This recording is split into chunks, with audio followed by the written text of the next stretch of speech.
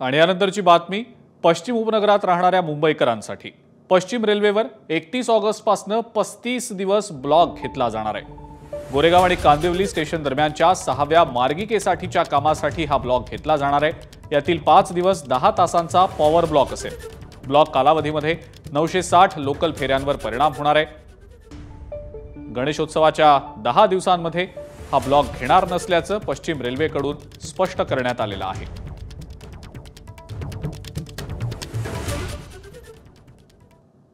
दरम्यान हा ब्लॉक कसा असेल आणि याचा लोकल वाहतुकीवर काय परिणाम होणार आहे, आपण याचा आढावा घेऊया। 31 ऑगस्ट पासून 960 पश्चिम रेल्वेवरच्या लोकल फेऱ्यांवर याचा परिणाम होईल।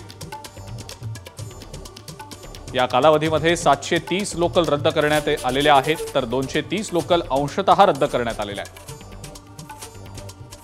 35 पैकी 5 दिवस 10 तासांचा पॉवर ब्लॉक देखील असणार आहे। गणेशोत्सवाच्या 10 दिवसांमध्ये ब्लॉक रद्द ठेवण्यात आलेला आहे।